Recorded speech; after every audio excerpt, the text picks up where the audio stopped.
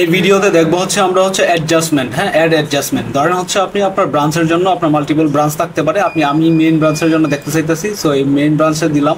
তারপরে কোনো ডকুমেন্ট থাকে সেটা আপনি এখানে দিয়ে দিতে পারেন। আমি যদি এখানে সিলেক্ট প্রোডাক্ট করি, দেখেন আমি একটা প্রোডাক্ট সিলেক্ট করলাম, চলে আসছে প্রোডাক্টটা। এবং চাইলে এখানে কোয়ান্টিটি আমি আপ করতে পারি, 20টা দিতে পারি, এবং চাইলে কিন্তু আমি এখান থেকে মাইনাসও করতে পারি। এখানে 2টা আছে, আমি 2টা দিলাম, সো এটা নাই, আমি একটাই দিয়ে দিলাম, হ্যাঁ।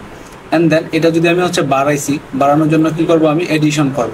আর যদি এটা কমাইতাম, সো যে ভ্যালুটা ছিল এখানে কোয়ান্টিটি 1 আছে, ধরেন হচ্ছে এখানে যদি হচ্ছে আপনার 2 থাকতো, আমি যদি 1 কমাইতাম তাহলে সাবস্ট্রাকশন থাকবো, হ্যাঁ।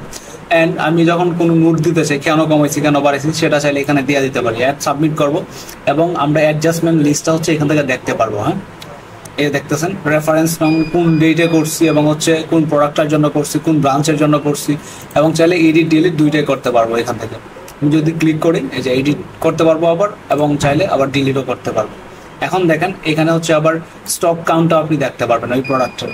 দেখেন রেফারেন্স কোন ব্রাঞ্চের জন্য, ক্যাটাগরি, ব্র্যান্ড এবং হচ্ছে ফুল টাইপ, এটা চাইলে আবার আপনি ডাউনলোডও করতে পারবেন, হ্যাঁ। এই হচ্ছে বিষয়।